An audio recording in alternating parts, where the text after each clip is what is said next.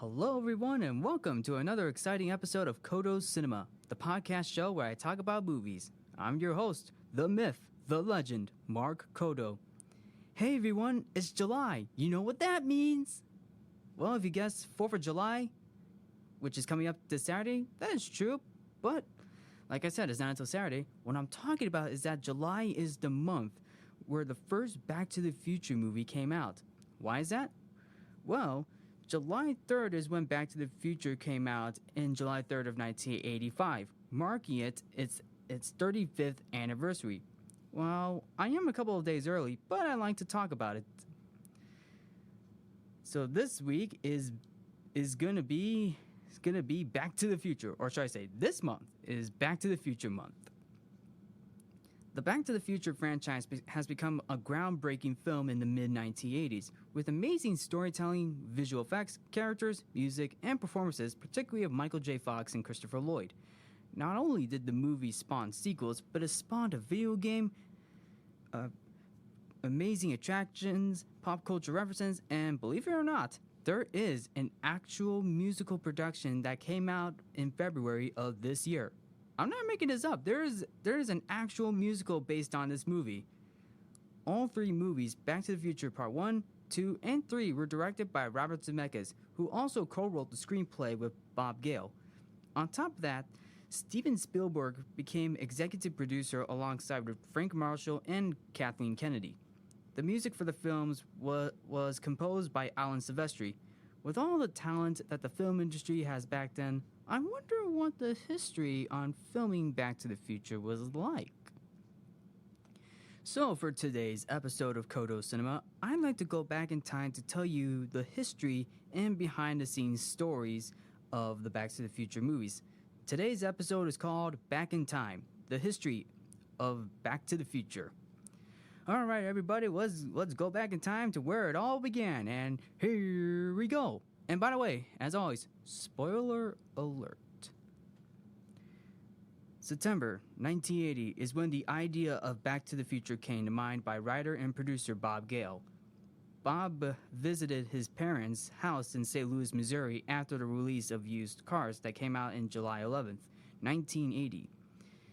And he actually found his father's high school yearbook in the basement. While it is unclear what high school Bob's father went, but he did discover that his father became school president in his graduating class. This gave Bob a huge question. What would it be like if Bob became friends and go to the same school together? That question alone puts in an idea of time traveling where a teenage boy goes to the same school and becomes friends with his father, which is basically the plot of the film, where Marty McFly goes to the same school and becomes friends with his father, George McFly. Robert Zemeckis, the director of Used Cars, also liked the idea of time traveling, as he was fascinated with the idea. So Zemeckis and Gale began writing the screenplay for Back to the Future. First, they want to know what they can use for a time machine. That is definitely a good question. One idea for a time machine is a refrigerator, which an atomic blast will be needed for the time machine to be set off to send Marty from the present, which is 1985, to 1955, the film's setting. Does that sound familiar, folks? I'm pretty sure that is, but I will bring that up pretty soon. However, the refrigerator idea did not work out perfectly because Robert Zemeckis was worried that the kids being locked up in the refrigerator would be a risky idea for time traveling. I mean, he isn't wrong. Other reasons claim that it would be too expensive. Okay, that is true. Sometimes the budget can be risky too. Putting in too much money in the budget can skyrocket it. So the time machine was changed from a refrigerator to a car, which turned out to be the DeLorean that we know and love today.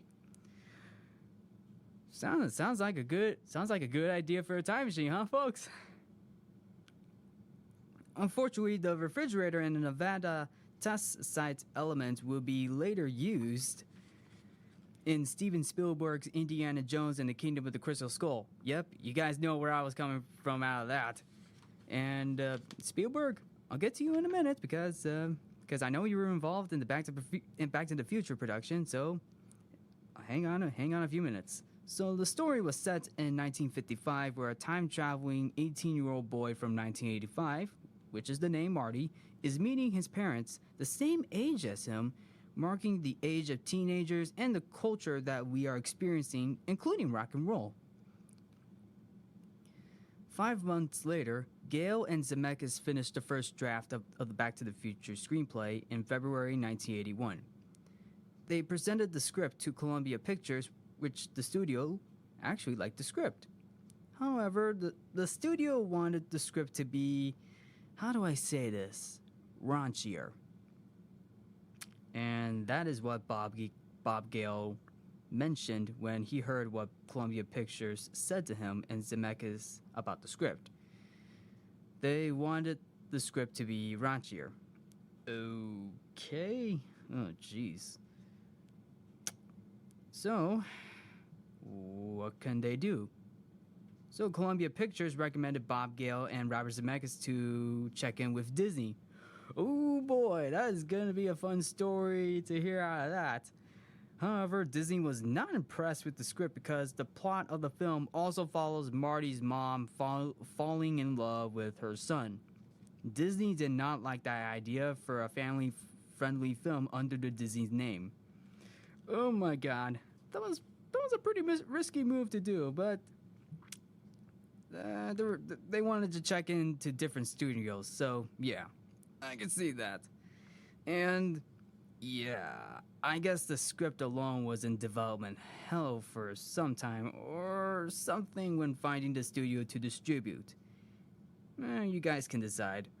And I guess both studios had somewhat of a film interference with the script because one studio wanted the film to be raunchier and the other one thought it would not be family friendly.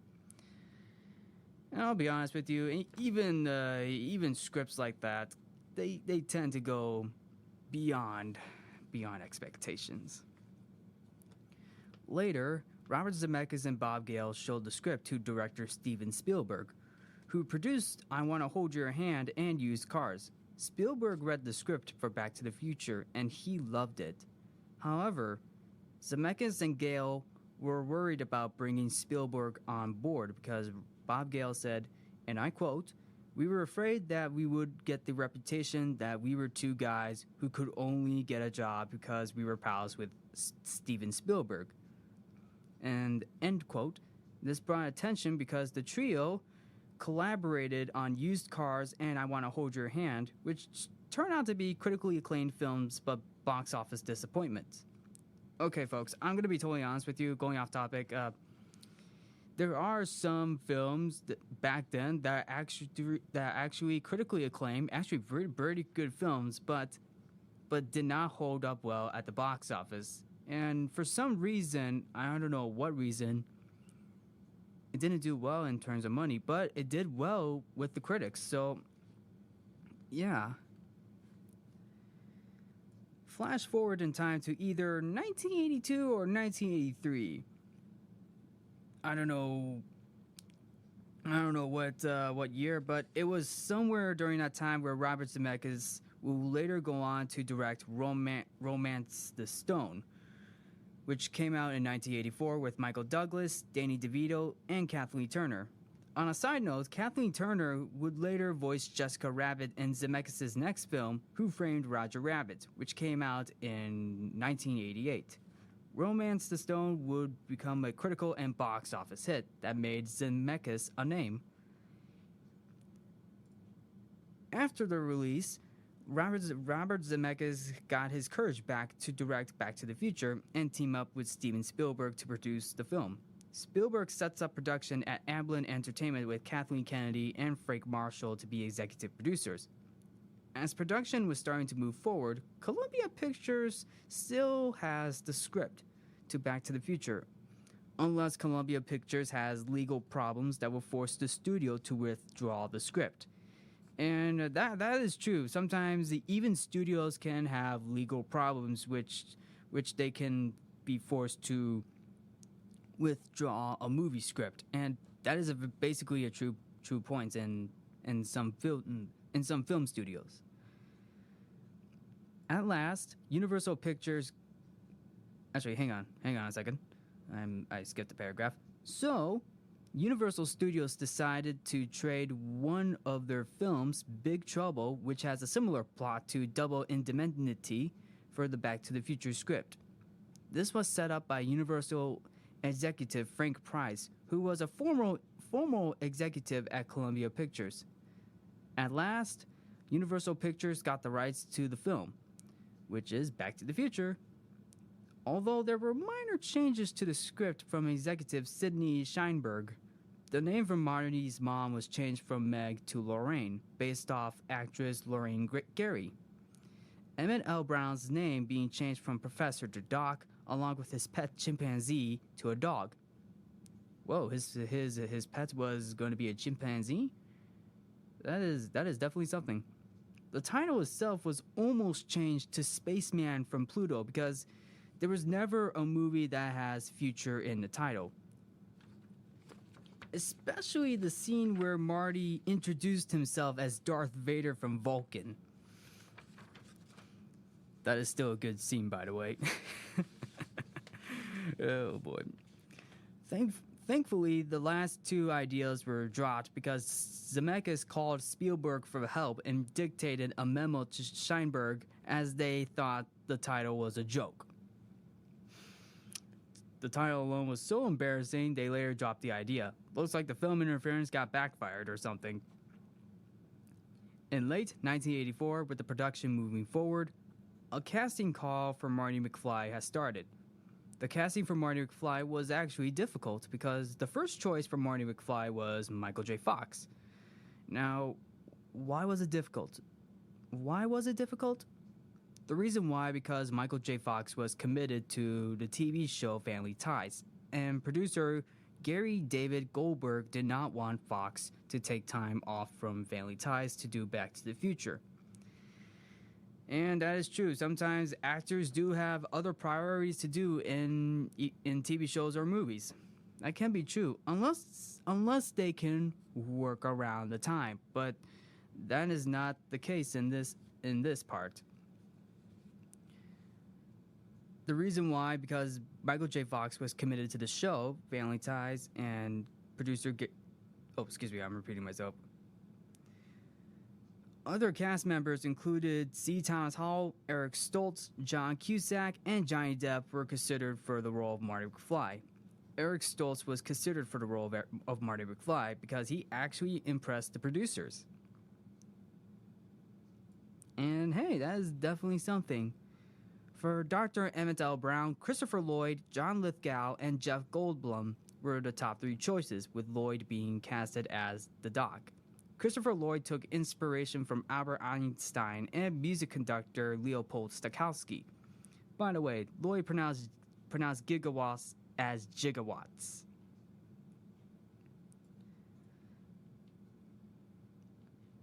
Leah Thompson and Crispin Glover were cast as Marty's parents, Lorraine and George McFly. J.J. Cohen was originally casted as the school bully Biff Tannen, but he was recast as one of Tannen's friends named Skinhead. And no, I am not making this up. No, literally, that is one of the names for Biff Tannen's cohorts. Skinhead.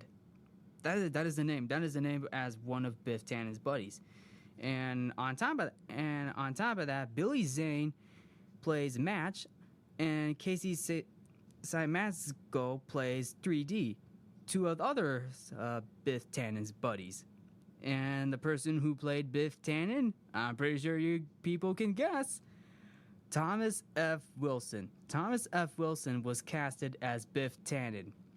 The actor who played one of the greatest high school bullies of all time in film. And literally, Thomas F. Wilson as Biff Tannen was probably one of the greatest decisions ever for Back to the Future. Okay, Claudia Wells portrayed Marty's girlfriend, Jennifer Parker, replacing Melora Hardin. And who can we forget? The principal of Hill Valley High School, James Tolkien as Gerald Strickland, the strict principal who hates slackers. If the principal does not scare or restrict people enough, his ancestors like Marshall James Strickland in Back to the Future Part 3 were also strict too. Talk about a family tradition that keeps the family strict. Filming took place at Universal Studios. Mainly the town of Hill Valley, and the McFly house was filmed in a town outside of Los Angeles. Basically, the entire town for Hill Valley was filmed at Universal Studios, and the McFly house was filmed outside of Los Angeles. Principal photography started in November 1984. However, a few weeks later, Robert Zemeckis knew something was up. Something was going on in production, I guess. Zemeckis liked Stoltz's acting ability. And yes, that is definitely the case. Eric Stoltz. He noticed something was up with him. And to be fair, he liked his acting ability, but he did not see the comedy within him when playing the character Marty McFly. Bob Gale also explained that Stoltz acted out the character. Even though Stoltz agreed that he was wrong for the role, he even agreed with that too. While it made sound like the production was a bit screwed up, a lot of scenes were filmed with Eric Stoltz. That was basically the problem, because a few weeks into production for Back to the Future, Eric Stoltz scenes were filmed, and most of it was filmed, but Zemeckis knew something was up. He didn't see the comedy within Stoltz. So Zemeckis talked with Steven Spielberg, and they both realized if they had to replace Eric Stoltz, then they know reshooting the scenes will cost more than the budget, but they decided to recast anyway. In January of 1985, Michael J. Fox's schedule was opened. The Back to the Future crew made a deal to Goldberg that the family ties will be his priority, and if there's a schedule issue, then family ties is a win. Meaning that family ties will go on, be Michael J. Fox's main priority. Michael J. Fox read the script. Zemeckis and Gale were impressed. Fox was casted. There we go. Mission accomplished. Production went back on track. It was unclear what the original schedule was like for Eric Stoltz, but for Michael J. Fox, it was different because Fox had to film Family Ties by day and Back to the Future by night. On weekdays, he filmed from 6:30 p.m. to 2:30 a.m. and Fridays from 10 p.m. to either 6 or 7 a.m. and only slept for about 5 hours. And I'll be totally honest with you, it sucks to not have enough sleep. But as an actor who is filming back-to-back projects, that person is committed to the role no matter what. And that is very common in the film and TV industry, where you are committed to a role, whether as an actor or filmmaker or anything else. While Michael J. Fox found it exhausting, it was his dream to be in the film and TV business, and that is something. On April 20th, 1985, principal photography was done. The release date was originally planned for May, but was later pushed to August, but moved it up to July 3rd, 1985. The visual effects for Back to the Future was created by Industrial Light and Magic with animation supervisor Wes Takahashi. Composer Alan Silvestri composed the film's score, and he made it as grand and epic. He did it to only impress Steven Spielberg, because Spielberg did not enjoy much of the score from Romancing the Stone. I think that is basically the name of the film, Romancing the Stone. As I mentioned before, I think I said it as Romance the Stone, but it's actually Romancing the Stone, so yeah. The songs Back in Time and Power of Love were written and performed by Huey Lewis and the News. At last, July 3rd, 1985, a classic was born. Back to the Future became a hit with audiences and critics who described the film as a fun-filled, time-traveling adventure. Michael J. Fox and Christopher Lloyd as Martin McFly and Dr. Emmett L. Brown were praised. The story was praised, including the special effects, music, and characters were amazing. On top of that, Robert Zemeckis was praised for his direction and the way of how he and Bob Gale were able to balance science fiction, humor, and seriousness. The film was nominated for 4 Academy Awards, winning one for Best Sound Effects Editing.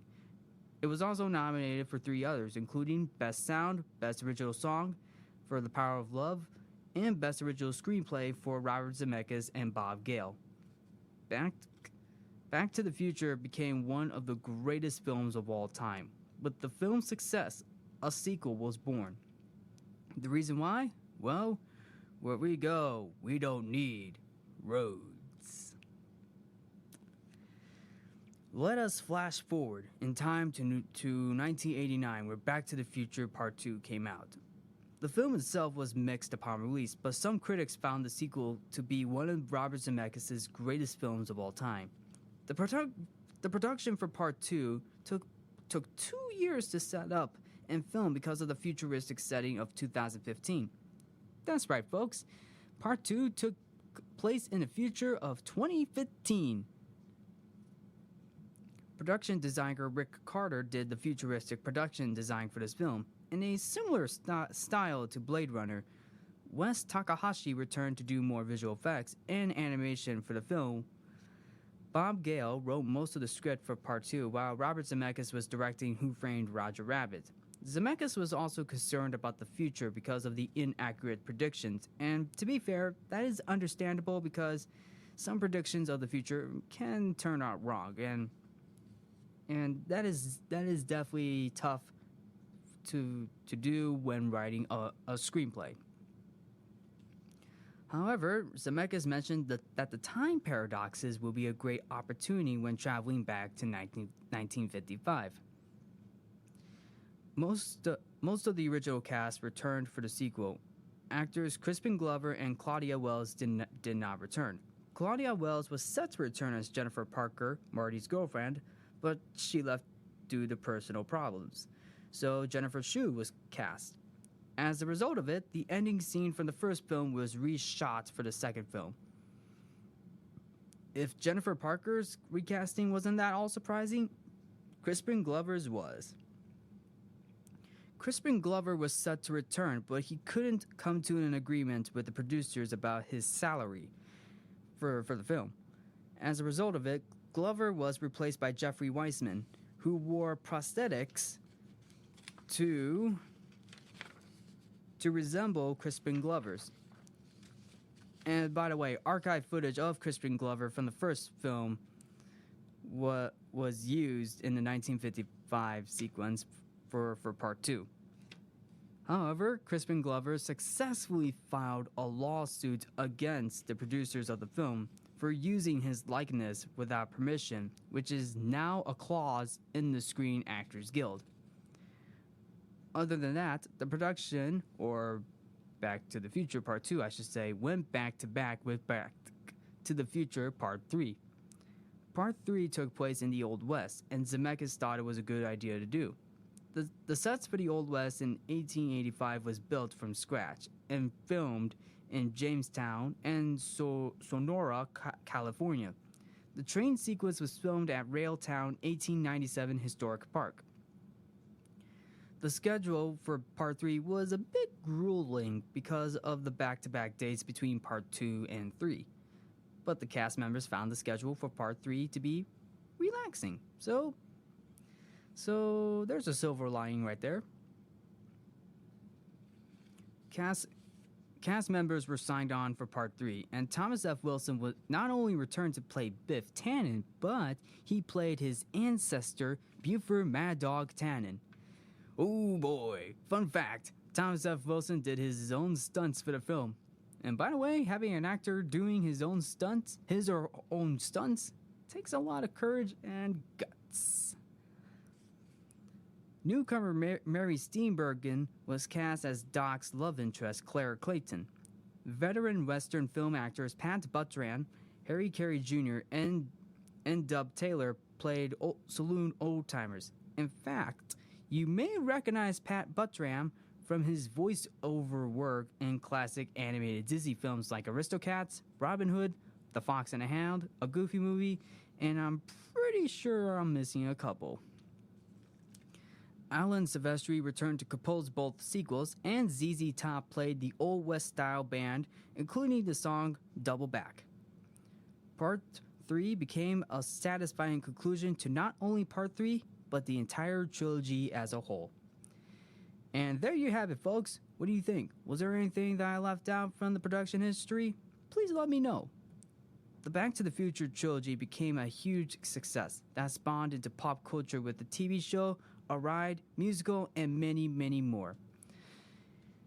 And in my opinion, Back to the Future is the greatest movie franchise of all time. And with the first film, Back to the Future, that came out in 1985, is literally an amazing film. One of the greatest films of all time. Even over 30 years, especially 35 years, it continues to wow audiences.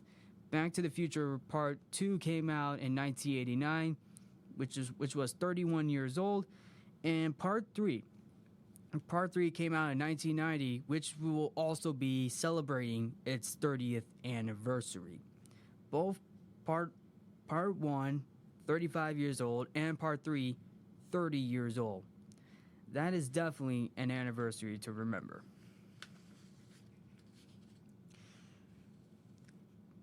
And next week, I will be reviewing the first Back to the Future movie. So next week, Back to the Future month, we'll be continuing with the review of Back to the Future Part 1. Thank you for tuning in to Codo Cinema. I'm your host, the myth, the legend, Mark Codo. Remember to watch movies and stay positive. Bye.